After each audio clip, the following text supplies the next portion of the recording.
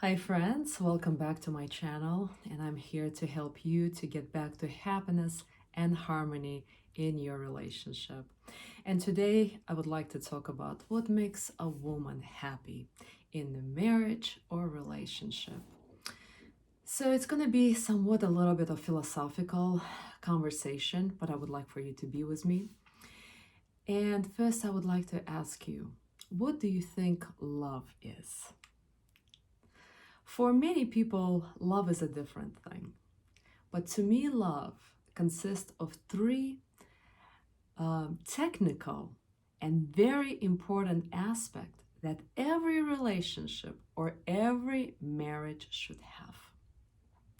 And when those three aspects are present in a marriage or relationship, both man and woman is actually happy.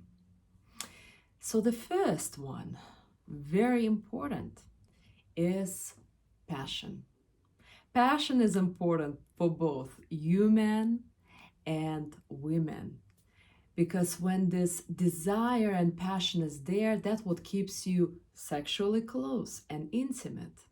And it's very important. But imagine if that's all you have and you met a woman that is gorgeous like a model.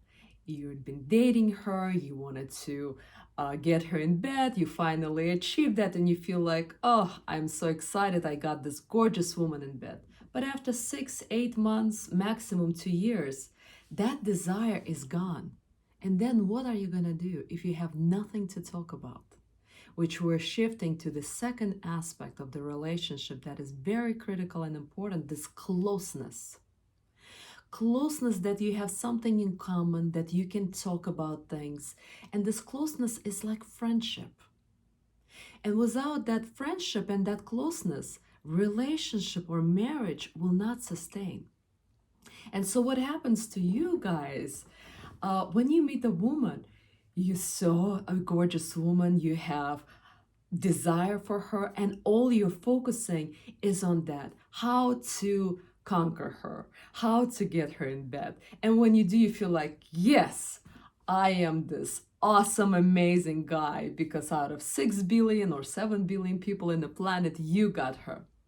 But again, after 6 months or a year, that beauty, if you have nothing in common, if you don't have that closeness and friendship, this relationship will be out of the door, and then you're going to be chasing this next person and the next person and the next person, looking for that passion and that desire. And so that closeness is so important, because if you're really looking for fulfilling relationship or fulfilling marriage and happiness, imagine that yes, after 2, 3 years, a sex not going to be the most important aspect in the relationship. It's still going to be important, but I want you to look at it from philosophical point of view. Let's say you don't have sex anymore every day, you don't desire your woman, your wife every day. Maybe you have intimacy now only 2, 3 times a week, but you have that closeness. And one of the Russian authors once shared, he said, think about it this way. If a sex gonna be gone, you can live with it, meaning the sex gonna be in the back end, you're gonna have sex with a woman maybe once or twice a week, not you don't have it at all. But you can live with that. But you cannot live without this woman. So it's important to find a woman that you're not just physically and sexually attracted, but also you have this friendship and closeness. And the third aspect that is very important in a relationship and marriage is responsibility. And this responsibility part is important for both men and women. But for men, it's important to take responsibility for a woman, meaning you are taking responsibility over her financially. You're protecting her financially. You're providing for her physically and financially. And when you do that, a woman can relax and she can feel happy that she doesn't have to be a go-getter. And I know most of you men are upset and frustrated with feminist women. I totally get you. I totally get you. But trust me when I say that woman becomes go-getter, masculine, fights for equality, become a feminist only because she failed at the relationship. She felt being feminine, she felt being a woman, she felt making a relationship work. So now she shifted to masculine, and what she makes now, a work, a priority. And so it's important for you guys to date a woman for 2, 3, 4 months and get to know her before you jump in bed with her. Do you have that friendship and closeness? Do you can you stand her negative qualities? Because if a woman has 50 good percent of a good qualities and 50% of a bad qualities, and you can live with her negative 50% qualities, you should marry her. This relationship will work because you will never find somebody who has only 100% of good qualities. It's impossible. But obviously, you shouldn't be with a woman with 90% of bad qualities and 10% good ones. From those ones, you should run away. But the key here is to seek someone who you can live with, still serve, and want to be with, and you can really stand her negative qualities. Because no one is perfect out there. There's no women out there like that. And for a woman, if she meets a guy who can be responsible over her and your guys' kids together, or maybe her kids from previous marriage, you don't have to be a father, but you can be at least a friend with her kids, and still provide for her, she can relax and she can start feeling and allowing herself to be a relaxed feminine woman. And so for a man, if you think that you can be happy with a woman who is go-getter, provider, and protector, and you're not achieving your goals, financial goals, you're not conquering your career, you're not advancing in your career, because a man is like a tank, and you run over trees or run over stones and other things in life, bridges and walls, in order to achieve success. For you men, when you achieve and become successful, you feel confident, you feel strong, you feel good about yourself. When a woman does this, she doesn't feel happy. She feels overwhelmed and stressed. And so if you can achieve and succeed in life and then offer that for a woman, she'll be happy. And obviously, it's your job to seek those feminine women. And there's only probably 20 or 30% or something like that out there in United States. I see mainly also masculine women, and I feel your frustration. I totally get it. But while you're dating this 2-3 months, it's your job to seek, does she has those feminine qualities? Do you think she will be a good wife, a good mother to your kids? And that woman you should date, nurture, protect, and want to marry. With this type of woman, a marriage or relationship will work. And also a tip that I want to leave you with, what really makes a woman happy. The same formula works here for both men and women.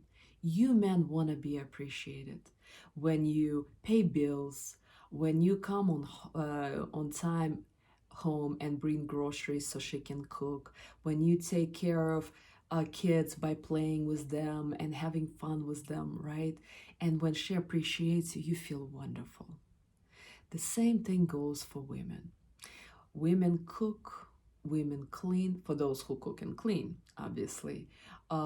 Women are driven to make home cozy place.